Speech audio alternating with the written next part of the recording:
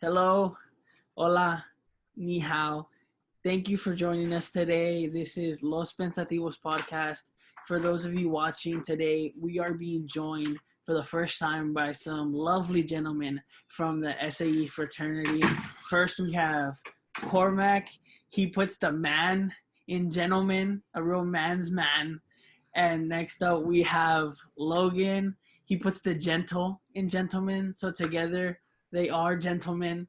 I just first want to thank you guys for coming out today and being part of our first pilot episode, partnering with people. Yeah, thank you for having us. I'm super excited. Okay, so first we're going to start off. Today we're talking about pop culture and how it affects society. So I'm going to start off by asking you guys, where do you think American music comes from? Like original American music? I mean, I think American music has its roots in a lot of different genres and cultures. I feel like just, the most popular songs of today, like hip hop, rap, even rock and stuff like that, definitely has its origins in, African American culture and Southern culture, and that kind of expanded out of there a lot of the popular genres that we have today. Yeah, I think American music and American culture as a whole is very much informed by other cultures, and the fact that we are, we're kind of this amalgamation of other cultures that have formed in this melting pot. So yeah, a lot of our music has been informed by African roots, especially, through jazz, and then jazz fracturing and turning to rock and roll, and jazz and soul and R&B. But I think we also have roots from Europe as well. As a lot of people from in the U.S. came from Europe. So I think part of the proliferation of musical genres that exist in the U.S. is really informed by all of these different cultures which have come together and been able to combine and create very unique forms of music. Yeah. So I'm really glad you mentioned, well, thank you for sharing. I'm really glad you mentioned like jazz and just the incorporation of a lot of cultures. And so I'm taking a jazz history class this semester. And actually we talked about how obviously opera at like before when music kind of started here was a big contribution to just kind of musical culture that came from Europe and was introduced to Americans. And the first original like American kind of performance or American specific music was actually shows that were white men in blackface singing kind of like little jivey tunes. And the history behind that was there was a white performer, I think he was a theater person, heard a black man kind of just singing along as he was working and turned that into a whole performance culture of white men putting on blackface and performing as this kind of goofy, very like eccentric black person and then singing these like jivey songs that are I learned recently that they're very intertwined in some of our younger kids' school education. So like I don't know if you ever heard the song. It goes like "Swing Low, Street Chariot Hot" or something like that. That song I believe was actually part of these shows, like kind of depicting black people as these very jolly, very goofy characters.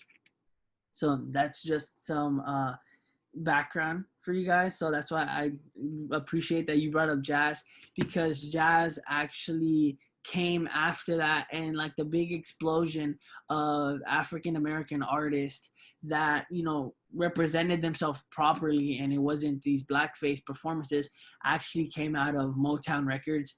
And that's just when they were able to really show themselves um, in the public spectrum of like how the black experience really is, and not what like a racist white person might expect it to be. All right. So moving on, I want to talk more present day.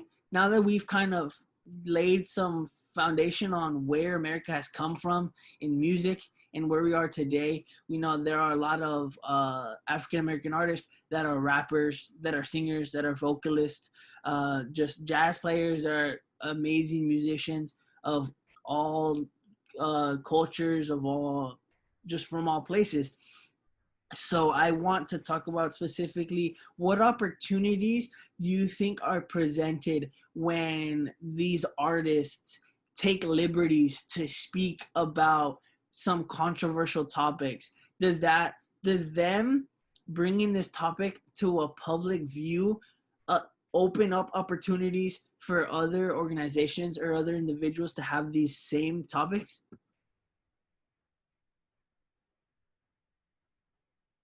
So just to clarify your question, are you asking about how a performer has the ability to kind of put a magnifying lens on certain topics that they find important? Yeah. I mean, I think that definitely exists, especially now more than ever, because of social media.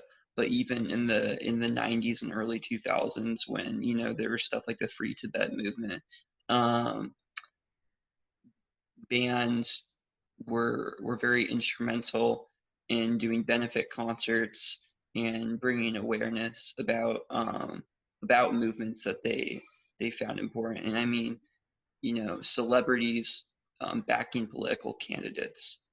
That's another form of them kind of presenting themselves to the public, but also trying to use their celebrity to sway the public's opinion on a given topic.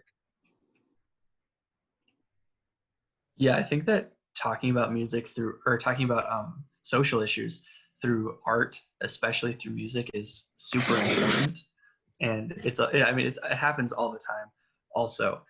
But I really think it is a really important step in, spreading awareness about certain issues, and also, opening up the conversation for multiple voices in a way that's digestible to a really, just large amount of people. Because I mean, pretty much everybody listens to music, and if a lot of the artists that you're listening to are putting out tracks that are political, or at least have some sort of basis in a social issue at least, then you're listening to it and you're identifying with it, and you're thinking about it. And that's a big part of it, is just thinking about it. I do think that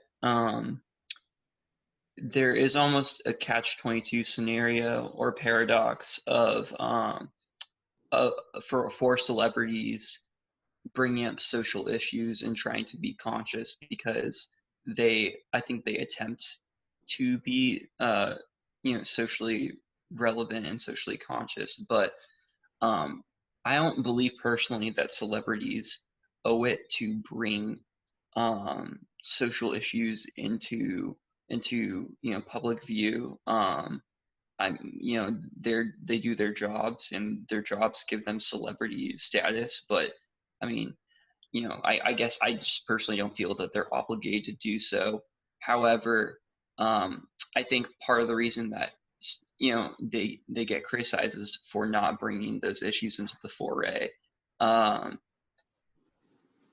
The issue is then that if you do bring something up in your opinion is not socially acceptable, whatever your view is, then that can lead to you having you issue a culpa or retract your statement because the public doesn't like what you have to say. Yeah. So thank you. I'm really glad you guys brought up. I'm glad you guys brought up a lot of your points. You guys are making it easy for me to transition question to question. So moving more to you guys were talking about bringing up political concepts in music, and I feel like political concepts in all media nowadays is very influential, especially now that the presidential election is coming up. So I want to first bring up, do you believe that? Well, I want to bring up a topic of censorship, right? And how it's like in a lot of media platforms, it's typical that people shouldn't bring up their like political affiliation, right? And so I want to bring up an instance that happened recently, actually, that in the UFC, so not music, but just the media in general. So in the UFC, this fighter, I'm not gonna name his name, but this white fighter hopped on a phone call with President Trump after his championship fight that he had won, and like he was just kind of he's this persona who very much supports Donald Trump's ideologies. He wears the Make America Great Again hat and everything, and he's very much this persona who kind of supports Trump, and he kind of pushes this in his interviews just by the way he like kind of holds himself, by the way he talks about certain topics. And then it was mentioned by another fighter who is he's an African American person, and he brought up how he's judged if he brings up just any political affiliation or anything that has to do with that spectrum of the world. But then there wasn't any criticism when this white fighter brought it up and actually had a conversation with a political candidate and kind of praises them overall. So what are your thoughts in like organizational kind of censorship, and what can we do to change this, or what do you think is the root of the problem? So I think that a lot of this comes down to hypocrisy amongst viewers/fans. Um, so when, for example, when NFL players take a knee, it's considered very controversial. But when UFC fighters bring up President Trump, it's like not controversial at all. And I do think a lot of that is based on just hypocrisy on on a couple of different sides, but mostly amongst people who get really stirred up based on the Black Lives Matter protests and the Take the Knee protests and stuff like that. Now, when it comes to censorship, are you asking about like, do we think that politics should stay out of these organizations completely? Like they should like censor their players, so to speak, from speaking on issues like this, or? So it was more, well, yeah, so that's part of it. Do you think political affiliation should just be censored completely out of just kind of social or entertainment kind of spectrums? So people who work in the entertainment field shouldn't publicly like talk about a candidate, or should we just let everyone talk about their candidates and kind of try to fix this hypocrisy of depending on your view you can share? Yeah, I think that censorship is definitely not the answer. I think that something that I think that I guess that kind of happens already, but I think that it should just be more up to the discretion of the individual, kind of like Logan was talking about. Like I don't necessarily feel that celebrities or these public figures are obligated to speak necessarily, but they definitely shouldn't be obligated not to speak if they choose to do so and choose to like use the platform that they do have in order to try to make a change or something like that. I think that something that could happen or something that has happened, like this is kind of off topic, but like with the Blitz Chung situation, in Hong Kong, was censoring him. It was in the contract like from the beginning that he couldn't speak on these issues, and it's a very complex thing, but stuff like that does happen where people sign on and agree not to speak about political issues, but then again, that is kind of what makes these protests so powerful. Like, you know, the Take the Knee protests, what made that so powerful, what made it get so much attention is that so many people were upset by it. And I think that's something that, you know, to consider also. Yeah, I don't know if I would bring the Blitzchung situation into this, because it was international. But I think so long as you are a citizen of the U.S., residing in the U.S., it doesn't matter if you're a celebrity or not. You have a right to speak your views. And I think there's two angles to approach this, because I don't think it's just censorship. I think that there is hypocrisy that Cormac speaks to, and whether we like it or not, you know, that we socially stigmatize the African American community and minority communities in so many ways, and um, and for those people who deny that exists, they just may be too ignorant to see it, or you know, they don't even attempt to recognize it. However, cross culturally, censorship does exist already, especially in the form of cancellation, you know, in cancel culture, which people justify it, and I get why, but like or not, it is a form of censorship in a way, or a mass shunning, which is kind of bizarre.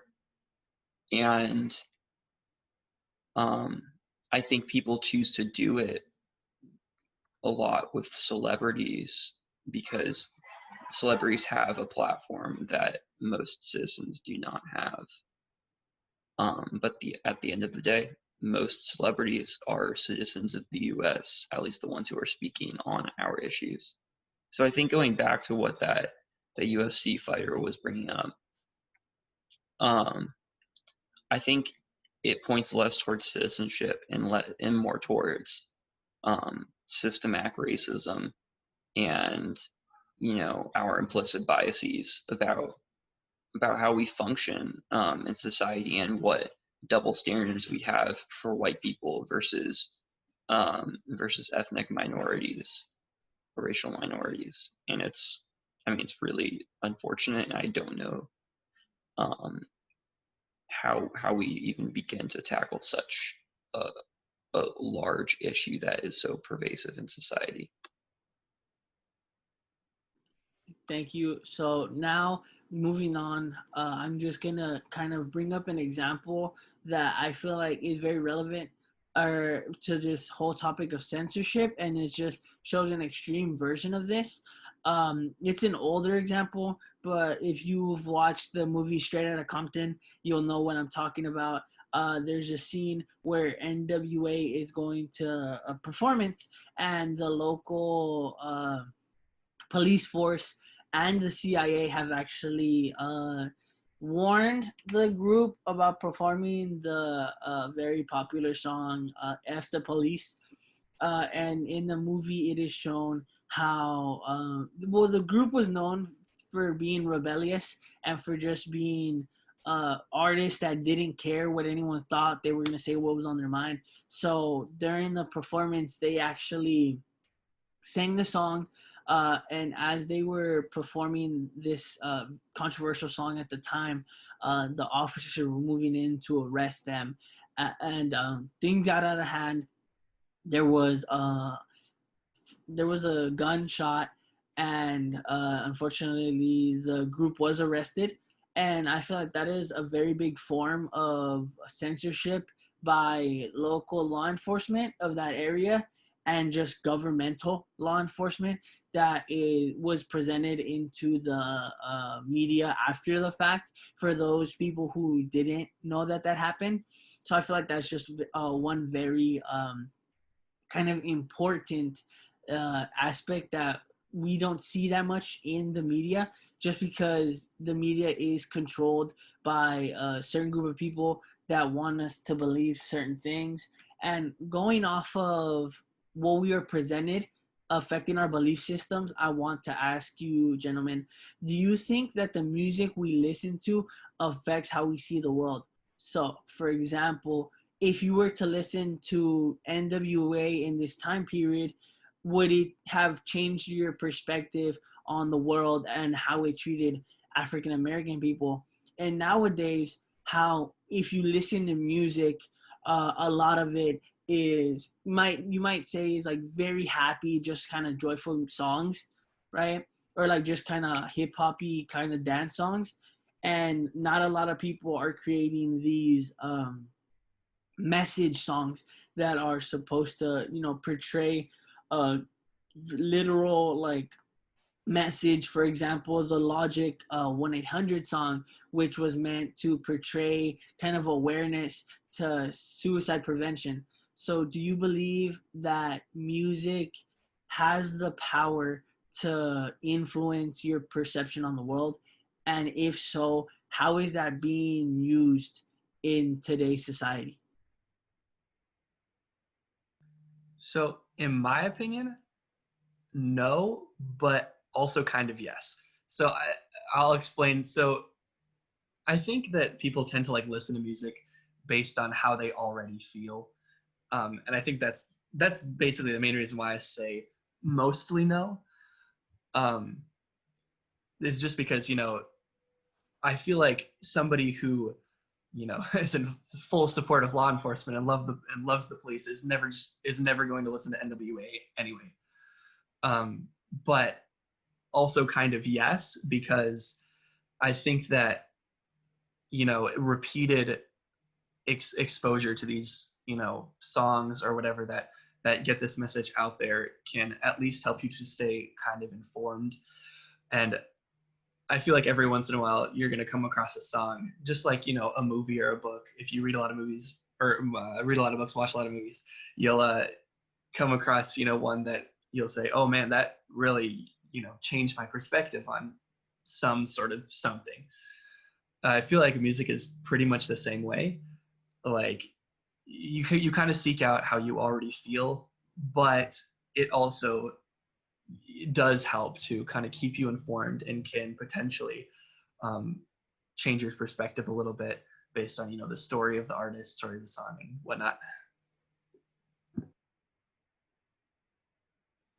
Yeah, I'm pretty much in agreement with that. I think that it's not even necessarily the music itself that is what is affecting us.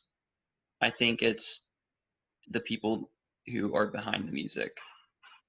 I think we're more sensitive to what the people we idolize believe, which is why it's so heartbreaking when we find out that they were involved in something aberrant.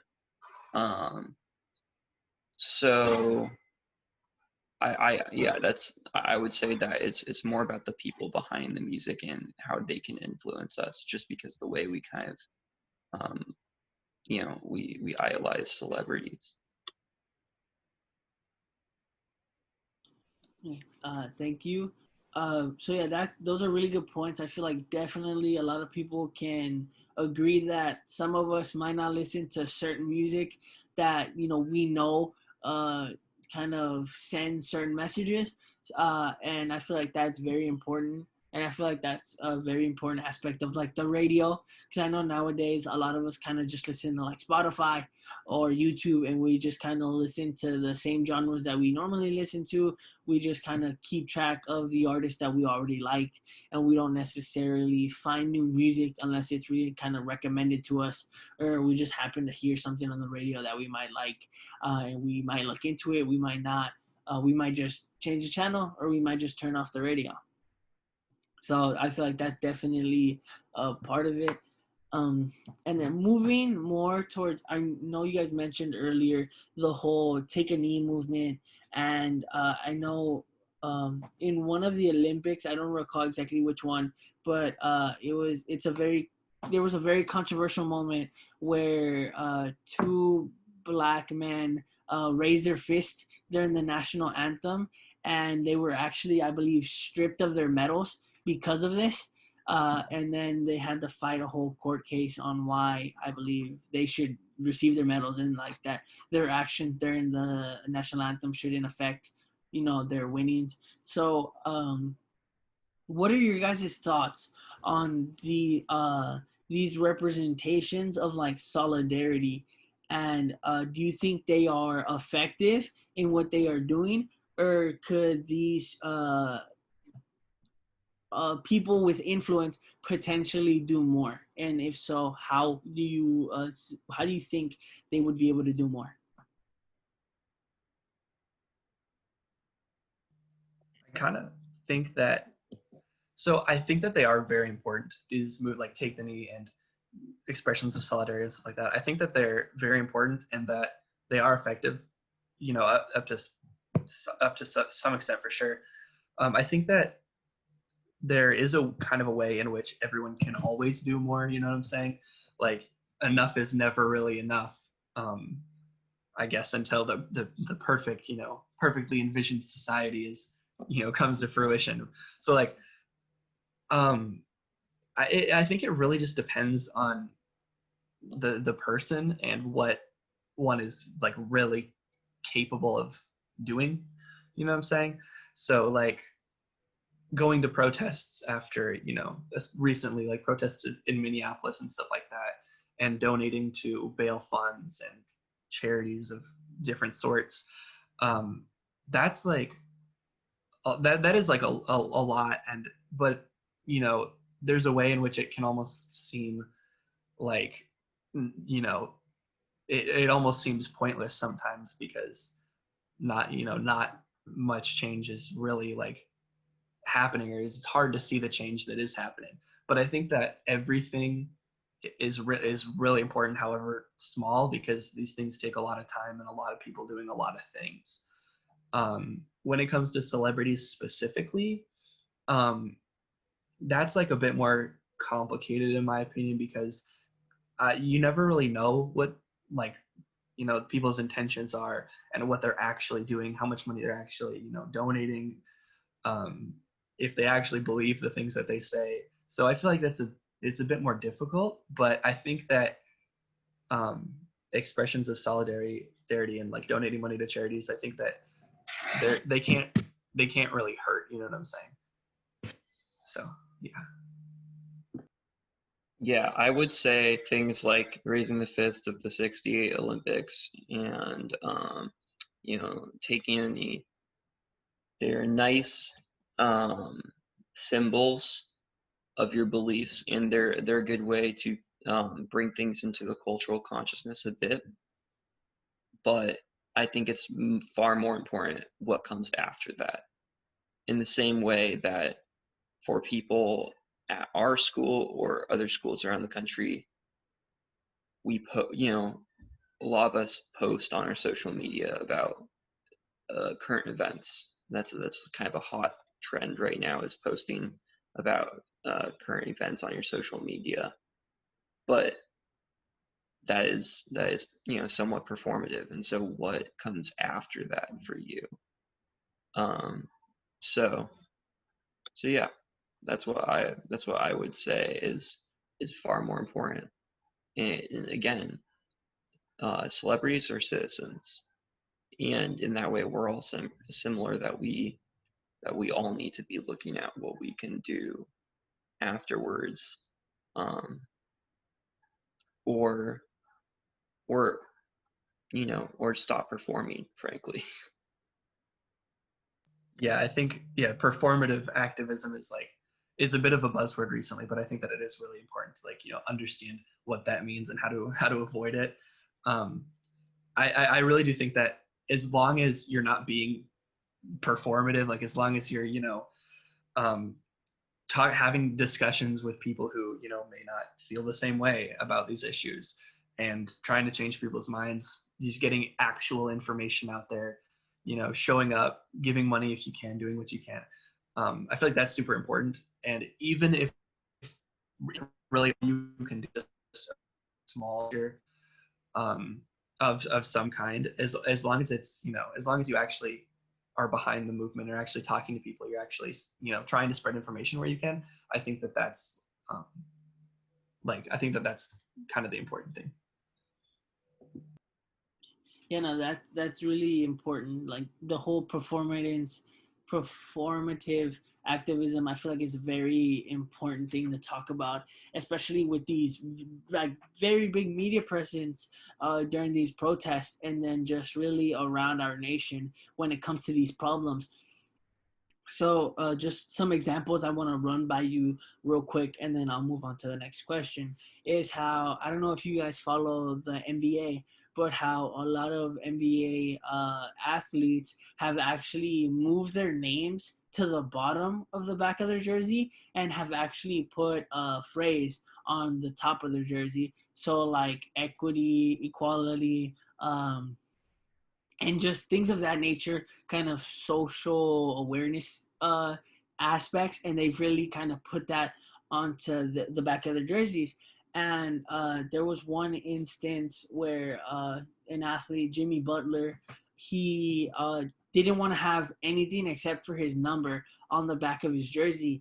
Just kind of, I believe the message he wanted to represent was that of kind of like, I don't want to misconstrued the message he was sending, but it was kind of like the forgetting, or kind of, it had some resemblance to like the X that Malcolm X had in his name. How like it was just the erasing of like the of certain facts and things like that. So, and then we also see during the protests, uh, I don't recall exactly where, but we have seen like artists joining in on marches for the Black Lives Matter movements and just things of that nature. So I want to point the direction more towards these media coverages of these movements. And I want to ask you guys, do you think that the media coverage focusing on these celebrities joining in is helping these causes, or is it drawing the attention away from the actual problem?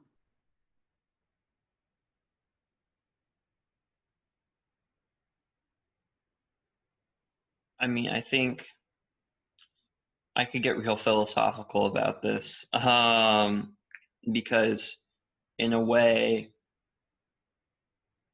so long as you're talking about it, that is part of the canon of the event. Um, I don't think it's detrimental in any way, but it is performative, and I would much rather see celebrities or people who have a large amount of wealth donating that money to affect change in various ways, or gain lobbyists in Congress for things that they find important. Um, Even though I think lobbying is really messed up. But yeah, I think I think it's cool. It's a good way to bring things to the forefront. But I think things like NBA players going on strike is even more effective than that, because there are people out there who don't care about the movement whatsoever, who kind of like ignore the ads, or ignore the messages on the back of the players' jerseys. Um, they just want to see basketball or baseball being played, or football. They don't really care about the other thing, and so like going on strike, really forces them to look at things. Um, but again, there's also only so much that you can do, or that you personally feel comfortable doing. Yeah, I think that media coverage of celebrities going to the protests and things like that, I think that it's good, mostly, because I think that it helps to create, a clear, or actor or whatever, creating a clear, persona that says, this is like the ideas that I represent, that I, want to represent, stuff like that, which I think is very important given the insane followings that a lot of celebrities really have. And I think that, making sure you stand for something is important. I think that, like Logan was saying, is as long as it doesn't just end there, as long as you're not just saying, as long as you're not just saying, oh, Black Lives Matter, and then that's it, and that's all you say, and that's all you do. But I feel like as long as, they're also, donating, they're also, I don't know, organizing events, potentially doing, going a little bit beyond. I think that just the media covering them being there, I think is overall a good thing, because it, people who just follow the celebrity will, probably come across it and say, oh, this is what they stand for. And then they'll either be like, that's awesome to see, or they'll say, or they'll, get mad about it. And I think that anything that gets under the skin of the opposition here is important. Okay, so definitely, Logan, thank you for bringing up the whole strike concept here. Like, I don't know if some of you guys have noticed, but I think there's been a couple baseball games or there's a really big one that happened where both teams stood on the sidelines for a certain amount of time in silence for respect to a man who I believe was murdered. Um, and then after the certain amount of time that they were standing there in silence, they actually left the diamond and they just didn't play the game. And they actually put a Black Lives Matter shirt on the mound where the pitcher typically is. And I know I've heard how like kind of the baseball execs and people who kind of run baseball thought that they would like leave for a little bit and come back, but actually the players just left and didn't continue the game. And I know basketball was canceled for a little bit before the final started, just kind of in protest to that. And some sports are continuing, and artists, even though we are in a pandemic, they're like finding ways to create music. Like I know MGK has like been doing a lot of recordings in his house. So there's always a way to send your message out, especially if you are a big presence in the media world, especially just because nowadays, as you mentioned, a lot of us are on Instagram, a lot of us are just watching stuff on YouTube, and we're just all over social media. And like there's BuzzFeed on Snapchat, and there's just a whole bunch of different media outlets that are reaching out to these social media platforms that reach most people nowadays, especially youth. So I'm really glad you guys brought that up. I think we're just about done here. I want to thank you guys so much for coming out, again, for being the first to do this. I want to thank you guys for your stimulating conversation. I really thank you guys for just, being completely honest, answering the questions as truly as possible. Okay, so thank you to all the viewers out there. This has been Los Pensativos podcast.